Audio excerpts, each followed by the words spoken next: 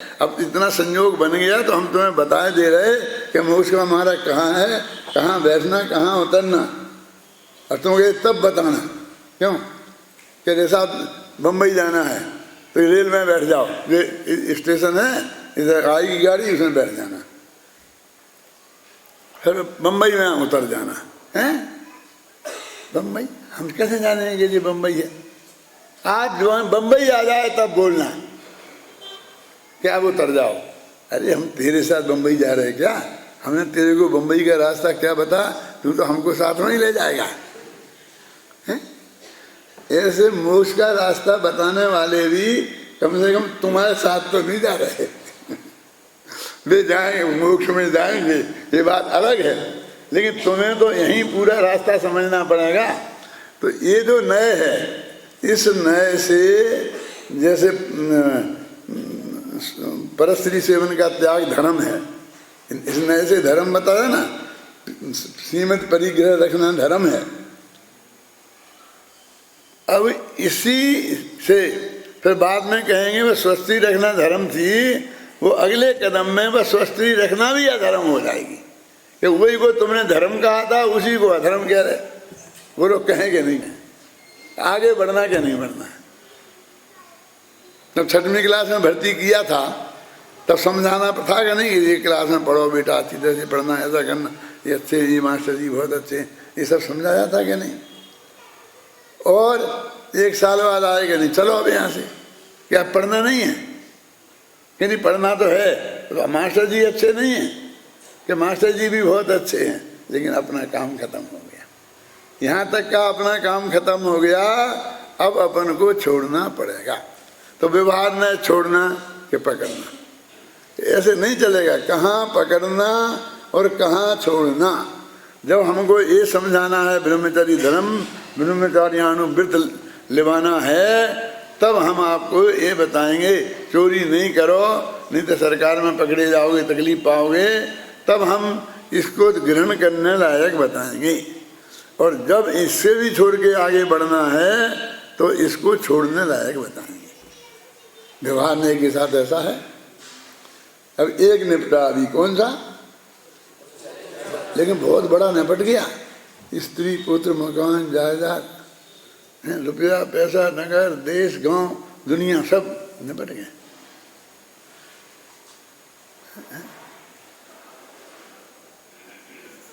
अब क्या कहा कि देखो बस शरीर है ये, तुझे ये शरीर और आत्मा एक है। व्यवहार नहीं कहता है कि शरीर और आत्मा एक ही है, और इसका नाम ये पंडित हुकुमचंद है, ये समझाया। ये शास्त्र वालों पंडितों ने ही समझाया। ये तो माँ के पेट से सीख के नहीं आए थे। जिनवाणी में एक नए है जो इसलिए कहता है, इसके लिए बहुत अच्छा समय सार में जवाब दिया है। समय सार की 46वीं का था, अमृतचंदाचार्य की टीका। उनने क्या लिखा कि शरीर और जीव, इन दोनों को मिले को तुम जीव कहते हो। क्या फायदा इससे? आखिर तो शरीर को छोड़ के जाना है, मोक्ष में जाएंगे तो शरीर को साथ में लेके तो नहीं जाएंगे। तो इन दोनों को एक कह के तो हमें क्या करना चाहते हो? शरीर में एकत्व बुद्धि करना चाहते हो? देह जीव को एक गिने बाही, शरीर और आत्मा को एक माने, वो तो बहिरात्मा है, मूढ़ है, मिथ्या दृष्टि है। ऐसे 6 डाला में लिखा है, और तुम हमसे कहते एक मानो। तो वहाँ जवाब क्या लिखा है कि जैसे अपन कोयले को मसल देते हैं ना, नीचे कोयला पड़ा था और अपना पैर पड़ गया, जूता शायद, तो अपन ने उसे मसल दिया। तो जैसे अपन कोयले को मसल देते हैं, वैसे ही तिस और स्थावर जो जीव हैं, वो शरीर और आत्मा के मिक्सचर हैं। उनका नाम है त्रिस स्थावर। 2 इंद्रिय, 3 इंद्रिय, 4 इंद्रिय, 1 इंद्रिय। तो उनको मसल देने से भी पाप नहीं लगेगा। बोलो, वो हिंसा नहीं होगी। फिर तो मसल दो चाहे जैसे, तो अपना जैन धर्म का पूरा चरणान योग गायब हो जाएगा। बोलो चरणान योग को रखना है क्या नहीं, और हमको अहिंसक बनाना है क्या नहीं, कि हिंसक अहिंसक का तुम्हें विचार करना है तो तुम्हें इस नए को मानो। किस नए को? जिसमें शरीर को और आत्मा को एक कहा जाता है। ये सच्चा भी हो गया। बोलो तो, और फिर ये समझाएं कि नहीं कि भैया ये देह तो जेल है, तन कारागृह बनता बेड़ी, परिजान जान राखे वाले। ये देह तो जेल है। अब इसे जेल कह रहे, अभी हाल इसको इतना बढ़िया कह रहे थे, अब उसे जेल कहने लग गए। अभी यार ये पंडित जी आपको बताएंगे ये मनुष्य देह साक्षात मोक्ष की कारण, कोई दूसरी गति से आज तक कोई मोक्ष गया ही नहीं है। ये मनुष्य देह से ही मोक्ष जाता है। तो मनुष्य देह के गीत गाने लगेंगे। दूसरा पंडित आएगा तो कहेगा तन कारागृह। दूसरा पंडित मैं नहीं हूँ, दूसरा पंडित वो जो जिसने ये छंद लिखे है ना, कौन है ना, गुजरदास वगैरह कोई है ना, बिनती लिखी ना है। तन कारागृह शरीर जेल है, और बनिता बेड़ी ये पत्नी है, ये पैरों में डली हुई बेड़ियां हैं। कोई जबरदस्त डाकू चोर होता है ना, अपराधी, वो जेल में डालते हैं तो अकेले कोठे में बंद नहीं करते हैं, उसके पैरों में बेड़ियां डालते हैं, हाथ में हथकड़ियां डालते हैं, और फिर भी 8 चौकीदार रखते हैं, सिपाही बिल्कुल हथियार से लैस बंद, समझे ना, कि कहीं भाग न जाए। कौन सुनो? तन कारागृह और बनिता बेड़ी, और परिजन माने कुटुंबी जन, ये रखवाले हैं। रखवाले कैसे?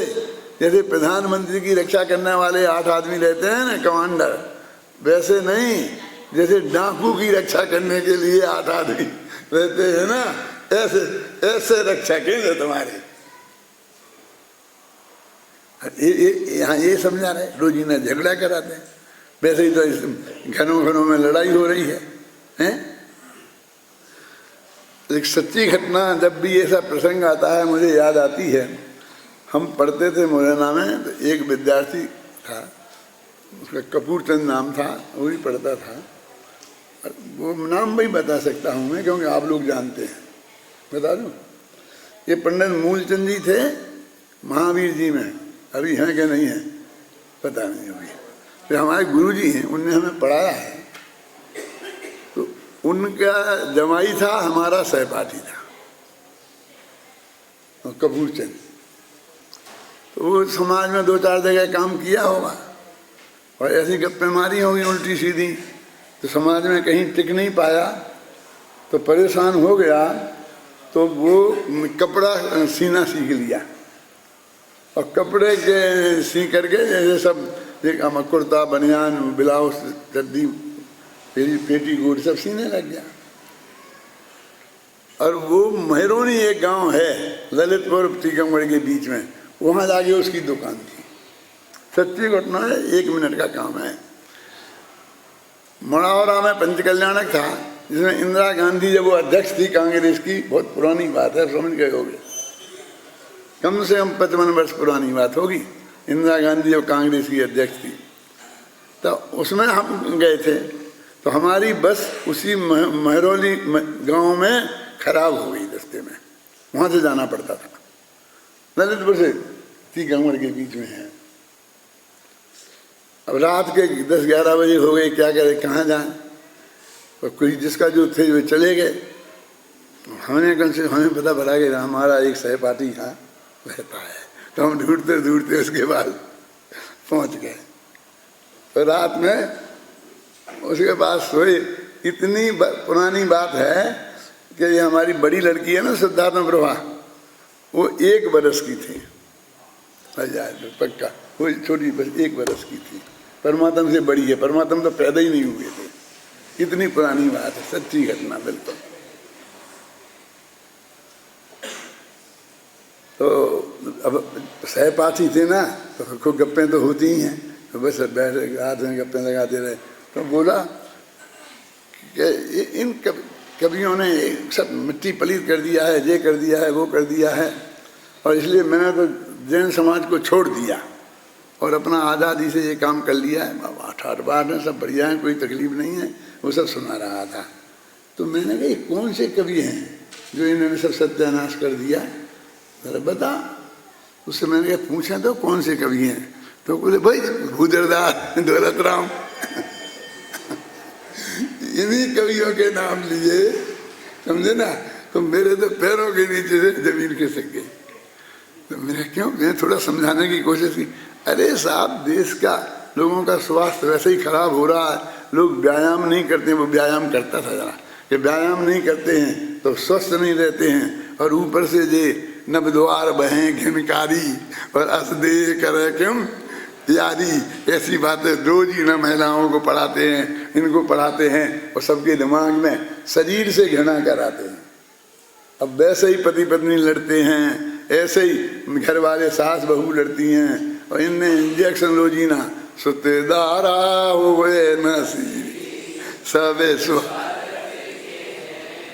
इनने दिमाग खराब कर दिया सबका। अब उससे कहते हैं पंडित जी ये पढ़ाओ, वो पढ़ाता पढ़ा कौन रखे, मुझे हटा दिया नौकरी से, तो एक काम करने लग गया। तो मेरे से वो समझ रहा होगा कि ये तो नई उम्र का है, उस जैसा क्रांतिकारी होगा। तो वो मुझे सुना रहा था। तो जब मैंने कहा भैया अपन अब तो नींद आ रही, सोएंगे, तुमने बहुत अच्छा किया। तो खुश हो गए, क्या अच्छा किया कि समाज का पिंडा छोड़ दिया, नहीं तो कितने लोगों का दिमाग खराब करते।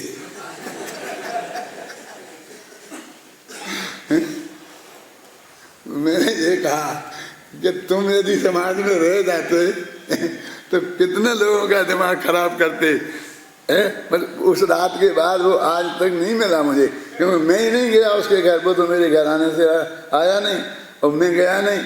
और फिर दूसरे दिन तो पंच कल्याणक में चला गया था। उस पंच कल्याणक में भी मेरे प्रवचन हुए थे, आप सोच सकते हैं।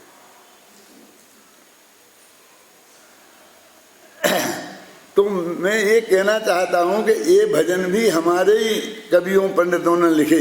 वो इतने लोकप्रिय हैं कि गांव-गांव में बोले जाते हैं। कुछ लोग तो इन भजनों को ही याद करके पंडित बन गए। एक छेड़ाला और 2-5 भजन और अच्छा गला, 3 चीजें मिलाओ, उसका नाम पंडित।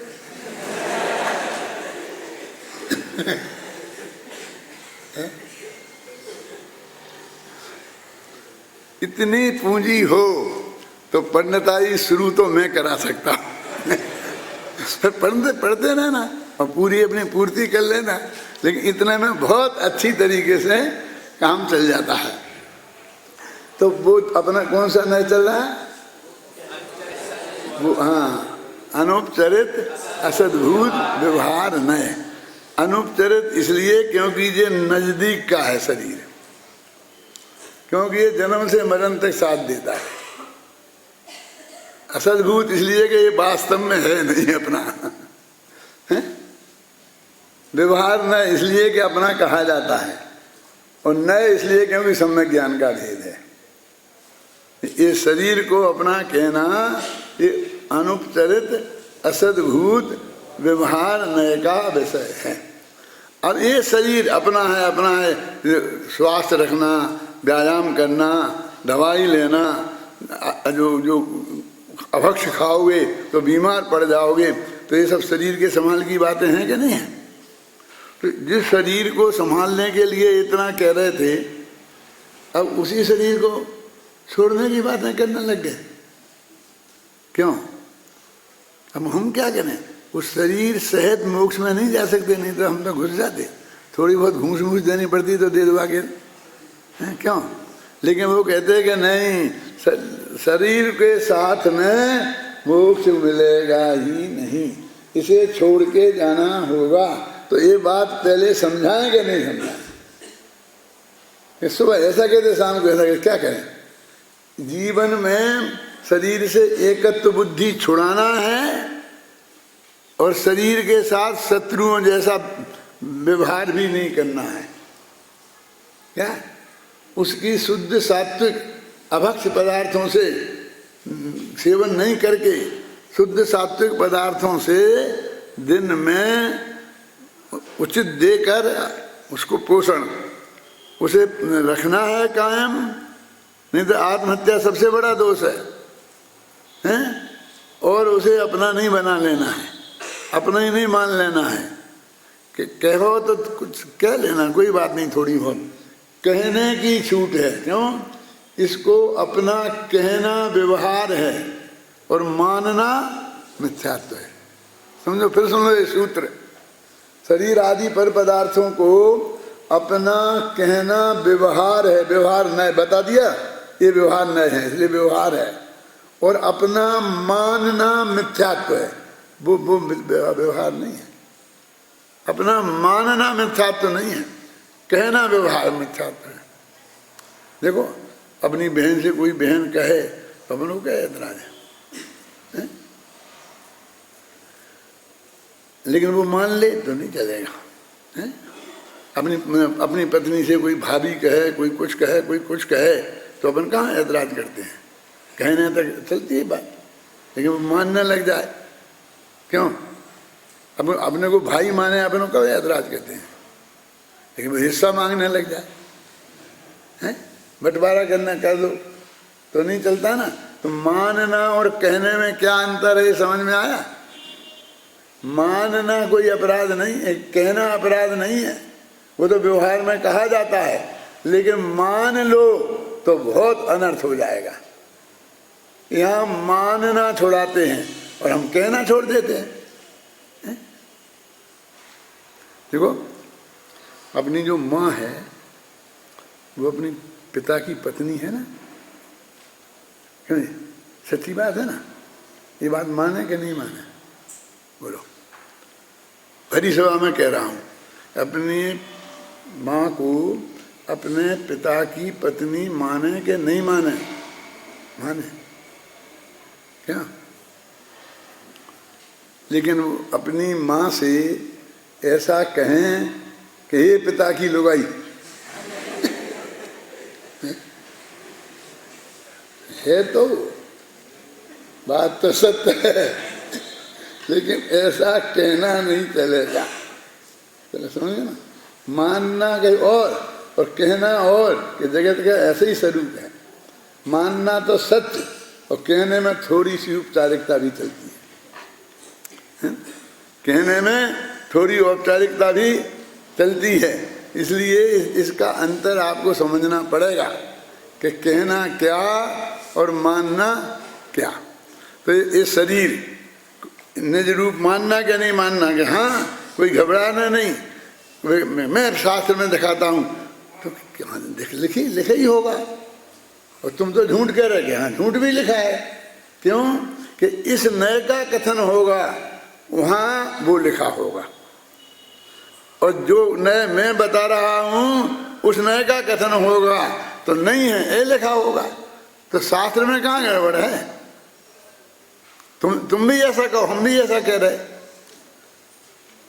लेकिन हम तो एकांत करते हैं, हम वो नए को तो याद ही नहीं करते हैं और अपना ही नए को लगाते हैं। तो ये दो नए हो गए। ये कौन? एक शरीर और आत्मा को एक कहने वाला और एक स्त्री पुत्रा। देखो, इसमें पूरा परिग्रह निबट गया। अब पर पदार्थ बिल्कुल भी नहीं रहा, न वर्णादि और न रागादि कोई अपने नहीं रहे। सबसे एकत्व मत तो करते तो भोगते तो छूट गया कि नहीं? छूट भी गया और अपना भी रह गया। इसका नाम अनेकांत है, इसका नाम स्यादवाद है। तू भी सच्चा और मैं भी सच्चा, इसका नाम अनेकांत और स्यादवाद नहीं है। एक है 2 2 4, एक है 2 2 5।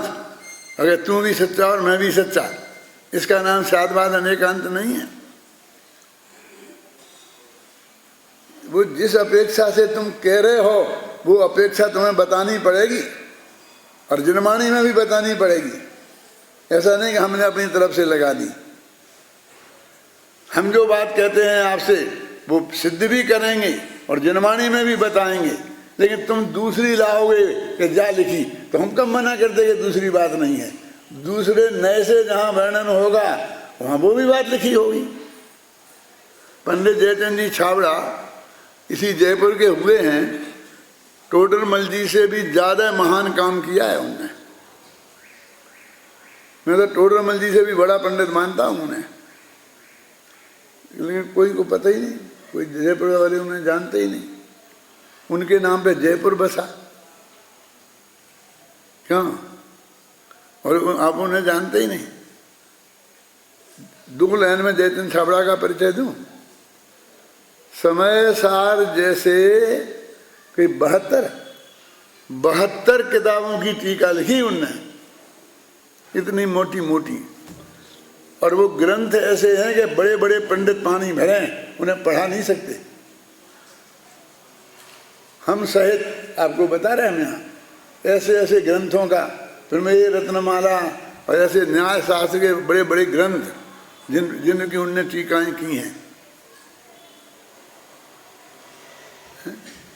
उस जमाने में जो पंडित वृंदावन लाल जी का नाम सुना, जिनने पूजने लिखी हैं, जिनने 24 तीर्थंकर विधान लिखा है, वो वृंदावन जी ने जयचंद जी छाबड़ा को जयपुर पत्र लिखा था आज से 200 वर्ष पहले। वो पत्र मेरे पीएचडी में छपा है, पीएचडी का ग्रंथ जो छपा है ना उसमें वो पत्र छपा है। पत्र में क्या लिखा था कि आपके यहाँ कौन सी आमनाएं चलती है, मैंने 13 पंथ चलता है कि 20 पंथ। उस वक्त बनारस में 20 पंथ ज़्यादा था, जयपुर में भी था, लेकिन टोडरमल जी की वजह से 13 पंथ का बहुत जोर था यहाँ। अभी अपने ज़माने में भी चंद्रदास जी की वजह से था, अब थोड़ा ठंडा पड़ता है, अपन नहीं संभाल पाते उसे, समझ लो।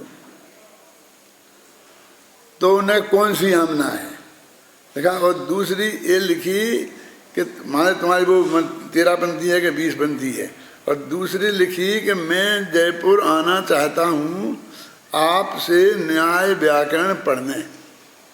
यानी वो न्याय व्याकरण के इतने बड़े पंडित थे कि बनारस के जैन पंडित जिनने पूजाएं लिखी, स्तुतियाँ लिखी और किताबें लिखी, है ना, ये प्रवचन सार पर मंगम लिखा ना दादा, उसमें छंदों में लिखा, जैसे बनारसी दास ने लिखा ना नाटक समय सार, ऐसा लिखा उन्होंने। उनने दूसरी बात ये लिखी कि मैं पढ़ने आना चाहता हूँ, आप परमिशन दो तो। और तीसरी बात ये लिखी कि पंडित टोडरमल जी का मोक्ष मार्ग प्रकाशक अधूरा रह गया है, तो हम आपसे हाथ जोड़ के प्रार्थना करते हैं कि आप उस मोक्ष मार्ग प्रकाशक को पूरा कर दो। यानी इससे अंदाजा लगाओ कि जयचंद छाबड़ा वो कितना बड़ा पंडित होगा। मेरे पास बहुत आते हैं लोग, श्रीमद रायचंद जी का फोटो लगा दो, फलाने का लगा दो, फलाने लगा दो। ये क्या बात करते हो तुम? हमारे जयपुर में, हमारे एरिया में कोई ज्ञानी विद्वान नहीं थे।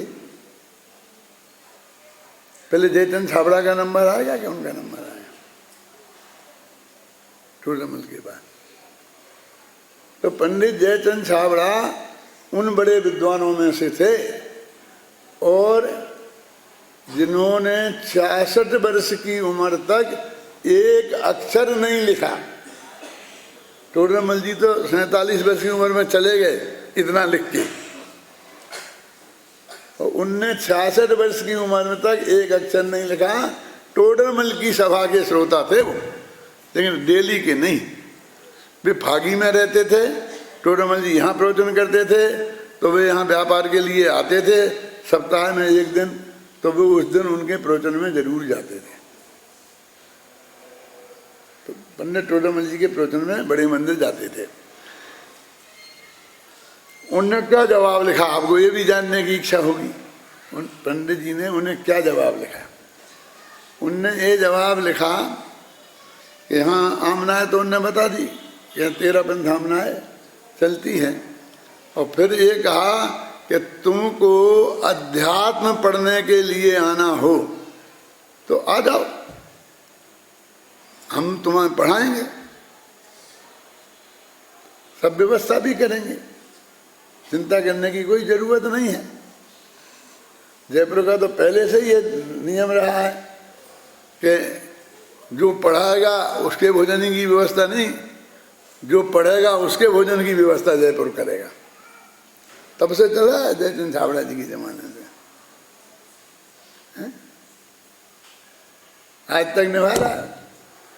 तो क्या हुआ फिर कि उनने कहा लेकिन न्याय व्याकरण पढ़ने मेरे पास मत आना। ये नहीं कि मैं पढ़ा नहीं पाऊंगा, कि मैं जानता नहीं हूँ। क्या वहाँ ब्राह्मण पंडित बहुत हैं जो न्याय व्याकरण बहुत अच्छा पढ़ाते हैं। पहले न्याय शास्त्री जैनियों के ब्राह्मण ही पढ़ाते थे। मुरैना में जगन्नाथ शास्त्री थे जिनने हमें प्रमेय रत्नमाला परीक्षाएं पढ़ाई। ये जैनी तो भागते हैं जी न्याय से बहुत ज़्यादा, कोई भाग्य से बहुत थोड़े बन जाते हैं। काव्य तीर्थ साहित्याचारी, हमारे बैठे एक साहित्याचारी हैं, हमारे सहपाठी हैं इसलिए कह देता हूँ, है ना। हो गया, मैं समय खत्म करता हूँ। तो मैं पंडित जयचंद जी की बात तो पूरी सुन लो। उन्होंने कहा कि वो तुमको अध्यात्म पढ़ना हो तो मैं पढ़ाऊंगा। तब क्या उम्र थी उनकी जब उनने ये लिखा था? 66 वर्ष की उम्र तक उनने एक अक्षर नहीं लिखा, तो कीर्ति कैसे पहुंचेगी वहां? 66 वर्ष की उम्र के बाद लिखना शुरू किया तो 88 वर्ष की उम्र तक रेगुलर लिखा। कितना? 22 साल। और 22 साल में कम से कम 70-75 किताब, इतने मोटे मोटे ग्रंथ। देखो तुम 5 साल पढ़ लोगे ना, और उसके बाद जयचंद छाबड़ा के ग्रंथ पढ़ना, पसीना छूटेगा।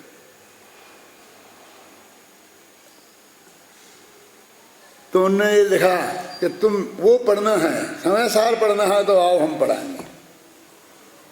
और तीसरी बात कि तुमने लिखा कि टोडरमल जी का ग्रंथ अधूरा रह गया है तो मैं पूरा कर दूं। देखो कितना पवित्र हृदय है।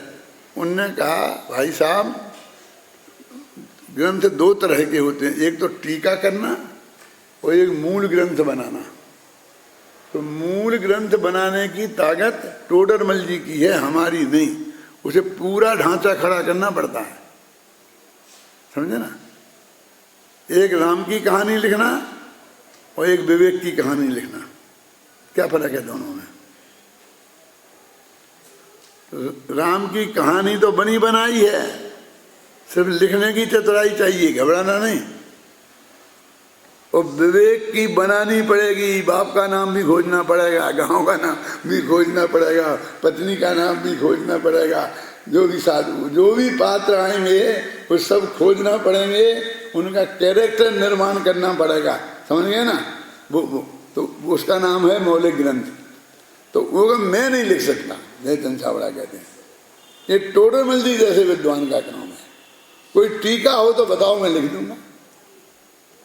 टीका ग्रंथ में लिख दूंगा, बड़े से बड़े ग्रंथ का है, लेकिन मैं वो मूल ग्रंथ नहीं लिख सकता। तो ये ऐसे ऐसे विद्वान इस जयपुर में हुए हैं।